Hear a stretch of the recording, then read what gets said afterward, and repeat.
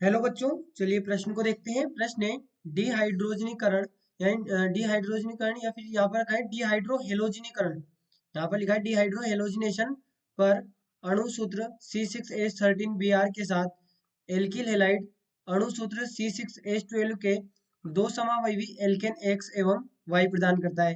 अपचयित ओजोनीकरण पर X एवं Y चार यौगिक CH3CO CH3 CH3CH2CHO और CH3CHO एवं CH3 होल ट्वाइस CH देते हैं। एल्किल हैलाइड है। विकल्प है 4 ब्रोमो 2 मेथिल पेंटेन, विकल्प है 3 ब्रोमो 2 मेथिल पेंटेन, विकल्प सी 2 ब्रोमो 2 3 डाइमेथिल ब्यूटेन और विकल्प डी 2 2 डाइमेथिल 1 ब्रोमो ब्यूटेन। देखिए यहाँ पर बात करें प्रश्न की मुख्य अवधारणा की। मुख्य अवधारणा तो देखिए हमारे पास में जो यहाँ पर प्रश्न दिया गया है उसके अनुसार यदि देखें तो हम पहले यहाँ पर बात करें ओजोनीकरण की। तो ओजोनीकरण के दौरान ये हमें उत्पाद बनाकर दिए गए हैं। ये उत्पाद बनेंगे कैसे? तो मान लीजिए यहाँ पर CH3 C double bond O CH3 ये हमारे पास में प्लस CH यहाँ पर दूसरा उत्पाद क्या है? C डबल बॉन्ड H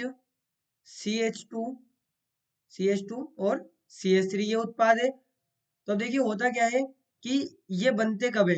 ये तब बनते हैं जबकि इन दोनों कार्बन के बीच में द्विबंध होता है। तो वो द्विबंध टूटता है और फिर ये ओजोनीकरण के दौरान एल्डिहाइड या कीटोन निर्मित करते हैं। और अपचयित ओजोनीकरण की बात की गई है यहाँ पर। तो देखिए ये किस प्रकार से उत्पाद बनेगा, यहाँ पर ये किस प्रकार से निर्मित करेगा? तो सी CH3 अब ये वाले ऑक्सीजन यहाँ से यदि हटा दें, क्योंकि ऑक्सीजन कब लगे थे? डबल बॉन्ड टूट के। तो यहाँ पर आ जाएगा डबल बॉन्ड CH2CH3। एक तो ये उत्पाद हमारे पास में होगा। ये डबल बॉन्ड टूटेगा तब हमें ये उत्पाद यहाँ पर प्राप्त होंगे। दूसरा क्या दिया गया? CH3CHO और CH3 होल ट्वाइस CHCHO। तो यहाँ पर हम बना लें CH3 whole twice CH C double bond O H और दूसरा क्या है यहाँ पर? C double bond O H और CH3। तो अब हमने क्या कहा कि इन दोनों कार्बन के बीच में यहाँ पर डबल बॉन्ड है। इन दोनों कार्बन के बीच में यहाँ पर डबल बॉन्ड है।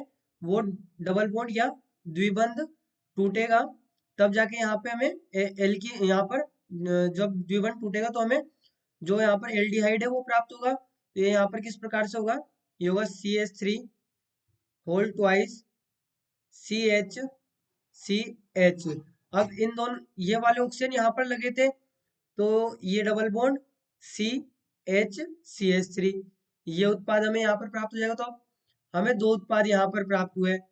पहला ये यहाँ पर हम इसको A नाम दे दें, दूसरा इसको यहाँ पर हम B नाम दे दें। या फिर जैसा कि हमें यहाँ पर दिया गया है X एवं Y, तो ये हमारे पास में हो जाएगा X और ये हमारे पास में हो जाएगा Y। अब हमें क्या करना है? हमें ये देखना है कि ये किस प्रकार से बने थे। तो यहाँ पर C6H13Br की बात की गई है। तो यहाँ पर देखिए पहला उत्पाद हमारे पास में क्या है? CH3, ये होगा CH3 C CH3 double bond C H CH2 CH3 ये उत्पाद है। अब देखिए यहाँ पर बात की गई हेलोजिनेशन की। डिहाइड्रोहेलोजिनेशन की जो बात की गई है इसके अनुसार यदि देखें तो डिहाइड्रोहेलोजिनेशन किसका होता है? जो हेलोजन होगा उसका। और जो हेलोजन यहाँ पर होता है वो अपने बीटा कार्बन से हाइड्रोजन निकालता है। वो अपने बीटा कार्बन से हाइड्रोजन निकालता है। तो यहाँ पर समझे हमारे पास में ये होगा CH3 C CH3 double bond CH CH2 CH3 ये यौगिक हमें X प्राप्त हुआ था। अब यहाँ पर क्या हुआ है कि बीटा कार्बन से हाइड्रोजन निकाला गया है। तो देखिए या तो हम यहाँ पर इस बॉन्ड ये बॉन्ड जब यहाँ पर ये बॉन्ड निर्मित कब हुआ होगा? जब या तो यहाँ पर हेलोजन लगा हुआ होगा कोई, मान लीजिए क्लोरीन लगा हुआ है, यहाँ पर ब्रोमीन दिया है तो ब्रोमीन लगा हुआ है जैसे ये यहाँ पर, और यहाँ पर था हाइड्रोजन, यहाँ पर था हाइड्रोजन। दूसरा हम यहाँ पर देखें कि ये हो तो इस प्रकार भी सकता है कि CH3 C CH3 और हाइड्रोजन यहाँ से निकला हो और बी यहाँ पर जो Br है वो यहाँ पर लगाओ, ये भी हमारे पास में हो सकता है उत्पाद। लेकिन अब हम कंफर्म कैसे करेंगे कि हमारे पास में शुरुआती उत्पाद क्या था, यहाँ पर शुरुआती अभिकारक क्या था, वो हम कैसे कंफर्म करेंगे। तो देखिए, जो यहाँ पर y बना हुआ है, ये y कब बना, एक ही अणुसूत्र से ये बने हैं, तो ये y कब बना, जबकि यदि यहाँ पर देखिए, जो हमारे पास में CH3 CH3 होल ट्वाइस दिया है, तो हम इसको यहाँ पर लिख सकते हैं CH3, उसके बाद में अगला है CH, यहाँ पर होगा CH, और ये हो जाएगा CH डबल बॉन्ड, और ये हमारे पास में होगा CH3। तो अब इसमें क्या हो रहा होगा कि इसमें या तो यहाँ पर ब्रोमीन लगा होगा, ये इसे इस प्रकार से बनाए, इसमें क्या हो रहा होगा CH CH3 single bond CH double bond यहाँ पर, ये यहाँ पर ब्रोमीन लगा होना चाहिए या तो, और यहाँ पर हाइड्रोजन, और ये CH3, या तो ये स्थिति हो, और दूसरी स्थिति क्या हो सकती है कि CH3 CH और यहाँ पर से हाइड्रोजन निकला हो, और ये यहाँ पर ब्रोमीन हो, ये यहाँ पर हो सकता है।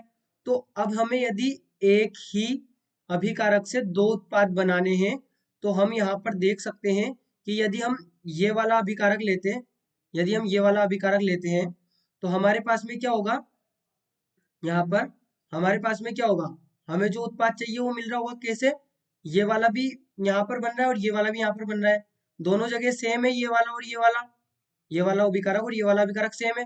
जबकि अगर ये वाला अभिकारक हमने शुरुआती लिया होता जो हमें दिया है C6H13Br, यदि उसकी संरचना इस प्रकार से होती, तो फिर हमें ये वाला यौगिक नहीं मिल रहा होता। तो हम कहेंगे कि हमारे पास में जो यौगिक था शुरुआती, वो यहाँ पर कुछ इस प्रकार से था, ये दोनों सेम यहाँ पर आ रहे हैं, तो ये इस प्रकार का हमारे पास में कुछ यौगिक था। तो इसको हम बनाए, देखिए इसका नाम क्या होगा यहाँ पर, अब इसकी नेमिंग करेंगे हम।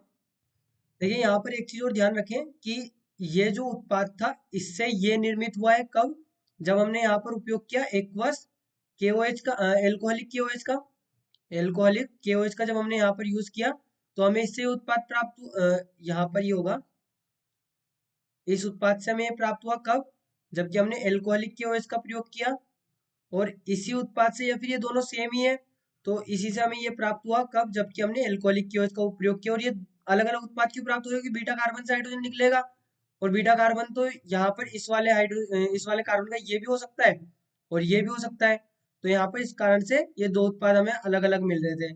अब देखिए यहाँ पर बात करें इसके नाम की, इसका जो नाम यहाँ पर होगा, इसकी यदि नेमिंग करें, इसकी जो नंबरिंग करें हम, इसकी नंबरिंग किस प्रकार से करेंगे, अब हमें सब यहाँ पर जो हमारे पास में सब्स्टिट्यूएंट है उनको कम नंबर देना है, तो 1 2 3 4 5, तो अब हमारे पास में 3 पे क्या आ गया, ब्रोमीन, और 2 पे क्या आ गया, मेथिल। तो ये हमारे पास में दोनों मुख्य उत्पाद है, जो हमारे पास में ये तो होगा नहीं, और ये वाला भी नहीं होगा जो अभिकारक है, ये वाले तो हम लेंगे नहीं, ये दोनों हमारे पास में अभिकारक होंगे, तो इन दोनों का सेम ही नाम है, सेम ही अभिकारक है, तो यहाँ पर जो इसका नाम हो जाएगा 3 ब्रोमो 2 मेथिल पेंटेन, तो हमारे पास में हो जाएगा 3 ब्रोमो 2 मेथिल पेंटेन, तो हमारे पास में विकल्प बी यहाँ पर सही उत्तर होगा, जो कि हमारे प्रश्न का यहाँ पर दिया गया है।